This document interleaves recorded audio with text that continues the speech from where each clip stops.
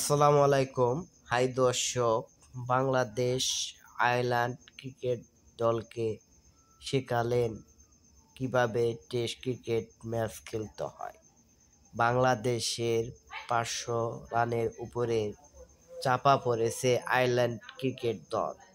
বাংলাদেশ তারা 588 রান করেন প্রথম ইনিংসে, আর আয়ারল্যান্ড তারা তাদের প্রথম ইনিংসে 300 রানের নিচে রান করেন। জবাবে বাংলাদেশ 500-র উপরে রান করেন।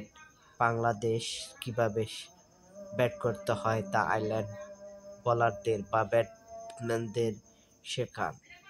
বাংলাদেশের মাহমুদুল হাসান জয়, তিনি 177 রান করেন এবং ডাবল সেঞ্চুরির দিকে যান।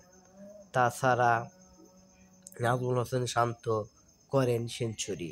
এছাড়া মাহমুদুল হাসান জয়ের পর সাদনাম ইসলাম ওপেনিংয়ে নামেন, তিনি করেন 80, মুমিনুল হক করেন 82, লিটন করেন 60। এছাড়া মুশফিকুর রহিম আরও ব্যাটসম্যান অল্প কিছু রান পেলে তা 500 রানের উপরে যায়।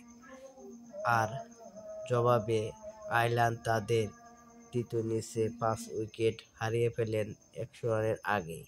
ফলে এখন আয়ারল্যান্ডের চোখ রাঙাচ্ছে, ইনিংস ব্যবধানে হারায়। আয়ারল্যান্ড বোঝা যাচ্ছে তারা এ ম্যাচ হারের দ্বারপ্রান্তে, আর বাংলাদেশ তারা ম্যাচের ড্রাইভিং সিটে। বাংলাদেশ এখন ম্যাচ সময়ের মাত্র অপেক্ষা জয়ের জন্য। বাংলাদেশ এ ম্যাচ জিতবে অবিধারিত, কোনো রকম বৃষ্টি না হলে। আর আয়ারল্যান্ড এ ম্যাচ জিতার তো দূরের কথা, ড্র হওয়ার সম্ভাবনাই খুবই কম, মাত্র 1%। বাংলাদেশ এ ম্যাচে কীভাবে ব্যাট করতে হয় তাই শেখালেন আয়ারল্যান্ডের ব্যাটসম্যানদের। আর আয়ারল্যান্ড প্রথম ম্যাচ হারবে, তাই বোঝা যাচ্ছে। বাংলাদেশের সর্বোচ্চ রান এ টেস্টে করেন প্রথম টেস্টে মাহমুদুল হাসান জয়। বাংলাদেশের বোলিংয়ে মেহেদী হাসান মিরাজ খুবই ভালো বোলিং করেন, তিনি প্রথম ইনিংসে 3 উইকেট।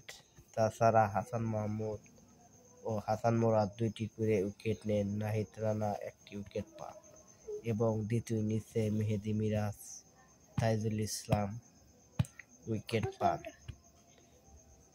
এই ভিডিওটি পছন্দ হলে বেশি বেশি লাইক ও সাবস্ক্রাইব করুন, আর ফেসবুক পেজটি শেয়ার করে দিন।